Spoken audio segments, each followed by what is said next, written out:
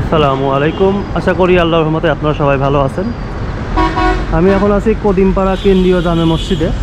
এটা 1890 সালে প্রতিষ্ঠিত। তো বেশ আগেকার একটি মসজিদ, আল্লাহর ঘর। 1890 সাল মানে বুঝতে পারতেছেন কত বছর আগে এটা হয়েছে। আল্লাহর যে বান্দারা জমি দিয়ে বা অর্থ দিয়ে সহায়তা করেছিলেন তারা গত হয়ে গিয়েছেন, কবরে আছেন, শুয়ে শুয়ে সওয়াব পাচ্ছেন। তো আমরা এখন এটা মসজিদের যে নিচতলা সেখানে আছি, দেখতে পাচ্ছেন। এখানেই মুসল্লিরা নামাজ আদায় করে। তো মূলত এখানের কোনো কাজ আর বাকি নেই, এটা সম্পূর্ণ হয়ে গিয়েছে আল্লাহর রহমতে। তো যে সমস্যাটা হচ্ছে, জুমার দিনে মুসল্লি হয়ে যায় বেশি, এখানে মুসল্লি আটে না। এই যে নিচেও বসে নামাজ পড়তে হচ্ছে, বৃষ্টিতে ভিজে নামাজ পড়তে হয়। তো তারা অলরেডি দোতলার কাজ শুরু করে দিয়েছেন, বেশ কিছুটা কাজও হয়ে গিয়েছে। তো এখন ছাদ ঢালাইয়ের জন্য আর কিছু কাজ বাকি আছে, এটার জন্য বেশ কিছু অর্থ প্রয়োজন, যার কারণে আমাদের সাথে যোগাযোগ করেছেন। তো আপনারা চিন্তা করে দেখেন যে 1890 সালের আল্লাহর ঘর মানে মসজিদ এখন এইভাবেই টিকে আছে। মানে আগে হয়তো বা একটু অন্য অবস্থায় ছিল, যখন প্রতিষ্ঠিত হয়েছিল তখন কাঁচা অবস্থায় ছিল। তারপরে যে জায়গাটা দান করেছেন সে কিন্তু সব ঠিকই পাচ্ছেন, সদকা জারিয়া স্বরূপ কবরে শুয়ে থেকে। তো আমি আজকে আপনাদেরকে এরকম একটা সওয়াবের ভাগিদার করে দিতে আসলাম। আপনারা যদি চান আপনাদের কষ্টার্জিত অর্থ আল্লাহর এই ঘরে দেওয়ার মাধ্যমে একটা সারা জীবন সওয়াবের একটা অংশ কবরে শুয়ে শুয়ে পাবেন, সেটার ব্যবস্থা আমরা আজকে করার চেষ্টা করব। তো এখানে জোহরের নামাজ আদায় করলাম, করার পর এখানকার মুসল্লিগণ আছেন, তাদের সাথে একটু কথা বলবো। আসসালামু আলাইকুম। সবাই কেমন আছেন? আলহামদুলিল্লাহ। একটু ভিতরে গিয়ে কথা বলি। এটা হচ্ছে আমরা এখন আছি দোতলায়, আপনারা দেখতে পাচ্ছেন।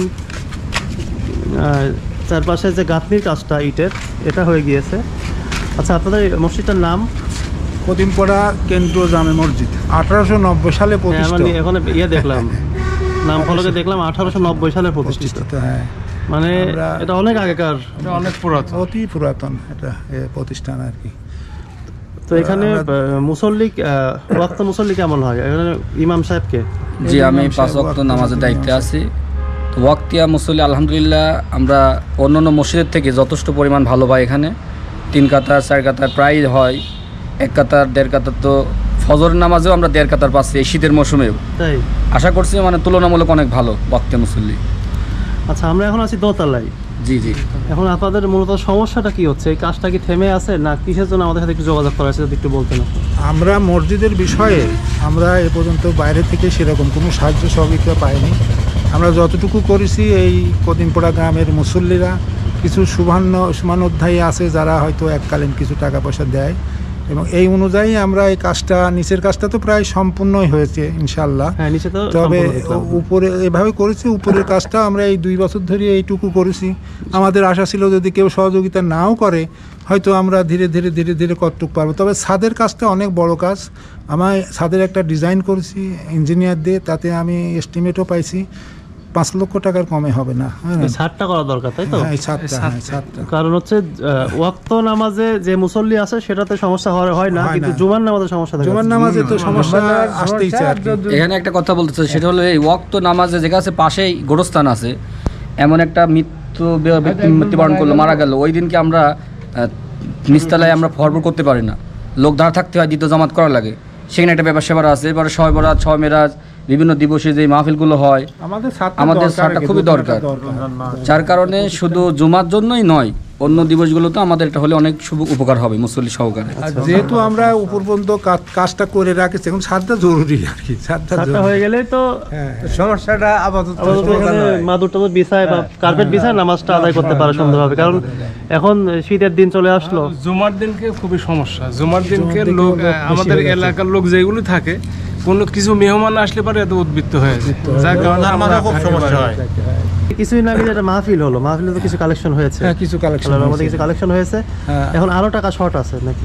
না, শর্ট তো আছেই। সিমেন্ট কয় বস্তা সিমেন্টের কথা বলেছে? সিমেন্ট লাগবে 165 বস্তা। 165 বস্তা সিমেন্টের কথা বলেছে। সিমেন্টের দাম আছে 94,000 টাকা। 8,000 মতো ইট লাগবে, তাতে 60-70,000 টাকা ভাঙা টাঙা দিয়ে। আচ্ছা, 8,000 মতো ইট লাগবে ছাদ ঢালাই খোয়ার জন্য। এখানে শুধু খোয়াই তো এখন 60,000 টাকা টাকার মতো লাগবে।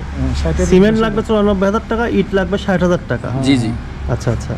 আর মিস্ত্রি খরচ তো আছে, রড আছে, মিস্ত্রি খরচ 70-80,000 টাকা লাগবে। মিস্ত্রি খরচ ইঞ্জিনিয়ার এস্টিমেট শাটারিং সহকারে। শাটারিং সহকারে। আচ্ছা আচ্ছা। তো আর সবথেকে বড় খরচ আছে রডের। রড এখানে আমার ইঞ্জিনিয়ার যে এস্টিমেট দিচ্ছে তাতে 3টা আইটেমে রড লাগবে, তাতে টোটাল লাগবে হচ্ছে 2,79,000 টাকা রড লাগবে। রডের 2,79,000 টাকা রডের টাকা কম বেশ কিছু হতে কম পারে, বেশ। সেটা আলাদা আর কি। এখন বেশ অনেক টাকাই তো। হ্যাঁ। এখন আল্লাহর ঘর, 5 আল্লাহ তো লক্ষ টাকা, 5 লক্ষ টাকা কমে হবে না। এখন আল্লাহর ঘর, আল্লাহ তো যেভাবে হোক একটা ব্যবস্থা করবেনই।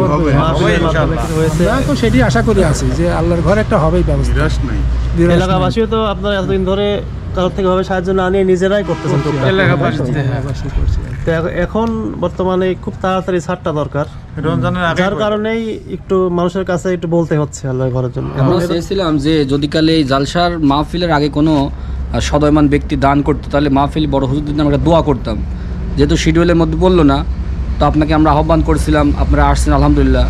যে বা যারাই শরিক হবে তার জন্য অবশ্যই বিশেষ দোয়ার ব্যবস্থা, 5 ওয়াক্ত ইমাম মতো যারা আমরা দায়িত্বে তারা করবো, মসজিদের যে খতিব আছে সে করবে।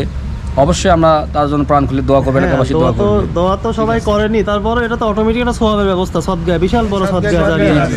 যেমন এই 1890 সালে প্রতিষ্ঠিত এটা এই আমরা জমি দোয়া না করলেও এই সাদগায়ে জারিয়াত দোয়া জমিদাতা যিনি, আল্লাহ তো সব এটা দেখেন। চিন্তা করা যায় যে 1890 সালে প্রতিষ্ঠিত এটা জমি যে দিয়েছিলেন, উনি মারা গিয়েছেন, ওনার বংশের অনেকেই মারা গিয়েছে, অনেকেই মারা, তারা অটোমেটিক তারা কবরে সওয়াব পেতেই আছেন, তাই না? জি জি। তো আজকের এই যে দোতলার ছাদ ঢালাইয়ের জন্য প্রায় 94,000 টাকার মতো সিমেন্ট লাগবে, 60,000 টাকার মতো ইটের টাকা লাগবে, রডের টাকা লাগবে 2,14,000 টাকা, বালি লাগবে 14,000 টাকার।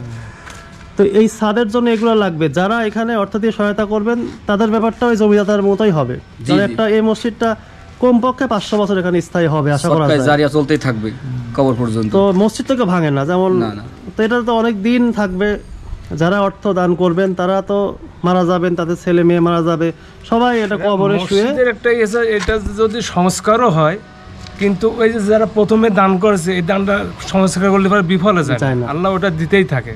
মসজিদে আরো বড় হতে পারে, আরো কিছু হতে পারে, কিন্তু ওই দানওয়ালারা যে ওদের আর সেই গাঁথনি নাই তাই বলে যে তার দান শেষ হয়ে না, গেল, এমন কিছু না। এটা না, এটা আল্লাহর দরবারে চলতেই থাকবে।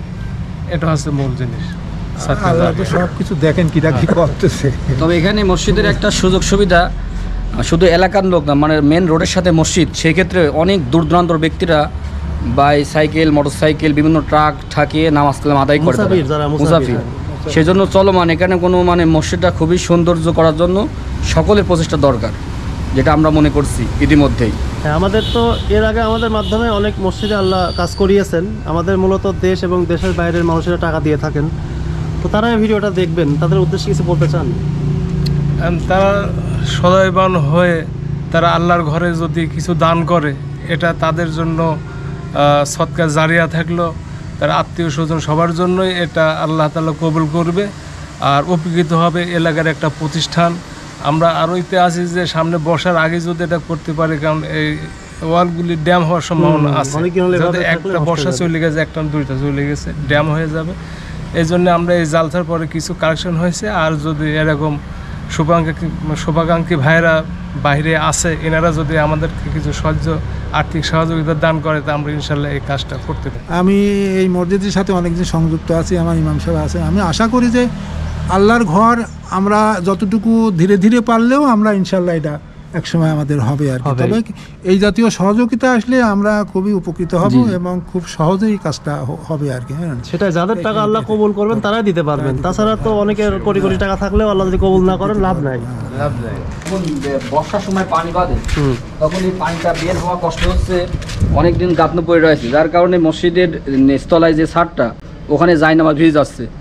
এইগুলো দ্রুত করলে পারে মানে মসজিদের মুসল্লি, ইমাম, খতিব সকলের উপকার হয়। মানে এখানে ছাদ না দেওয়ার কারণে এই বৃষ্টিতে পানি নিয়ে জমে যায়, থেকে নিয়ে সেখানে ফাটল নিচে, ধরছে। হ্যাঁ হ্যাঁ বুঝতে ফাটল ধরে পারছি। পানি নিতে যাচ্ছে, জায়নামাজ নষ্ট হয়ে যাচ্ছে, নিচতলারও ক্ষতি হচ্ছে, যেটা আমরা ইতিমধ্যে ফলো করছি। আচ্ছা আচ্ছা। তো এই পাশে বেশ সবুজ একটা দৃশ্য দেখতে পাচ্ছেন। আর পাশেই হচ্ছে মেইন রাস্তা, এখানে অনেক মুসাফির মানুষও নামাজ আদায় করেন। তো আপনারা যদি আপনাদের কষ্টার্জিত অর্থ আল্লাহর এই ঘরে দিতে চান তাহলে যোগাযোগ করেন। এটা কোনো দিনও বিফলে যাবে না, আল্লাহ যদি কবুল করেন এটাই আপনার নাজাতের ওসিলা হয়ে যেতে পারে। এর আগেও আপনারা অনেক আল্লাহর ঘরে অনেকভাবে সহায়তা করেছেন, অনেক টাকা দিয়েছেন। আমরা আশা রাখবো এর আগে আল্লাহর ঘরগুলোতে আপনারা যেভাবে সাহায্য করেছেন এখানেও আপনারা এগিয়ে আসবেন। আপনারা যদি কোনো অর্থ পাঠান সেটা আমরা সংগ্রহ করে পরবর্তীতে আরেকটা ভিডিওর মাধ্যমে ইনাদের হাতে তুলে দিয়ে যাব। সেখানে কে কত টাকা পাঠিয়েছেন আমরা উল্লেখ করবো ইনশাআল্লাহ। সবাই চেষ্টা করেন অর্থ দিয়ে সহায়তা করার জন্য। যাদের আর্থিকভাবে সহায়তা করার সামর্থ্য নেই তারা চেষ্টা করবেন ভিডিওটা শেয়ার করার জন্য। আপনার যে সামর্থ্যবান বন্ধু বা আত্মীয় স্বজন আছে তাদের কাছে ভিডিওটা শেয়ার করবেন। আমাদের এই ভাইগুলি, প্রবাসী ভাইগুলি, তাদের যদি মনে আল্লাহ দান করার তৌফিক দান করে অবশ্যই তারা দিবে। জি জি, এখানে শরীক হবে। আমরা কোনো কিছু তাদের সংগ্রহ জন্য, করতে পারলে আমরা দিয়ে যাবো ইনশাল্লাহ। সব কিছু তো আল্লাহর উপর, দেখা যাক আল্লাহ আমাদের মাধ্যমে কিছু রেখেছেন কিনা। হ্যাঁ, আবার দেখা হবে ইনশাল্লাহ। আসসালামু আলাইকুম। ওয়া আলাইকুম আসসালাম।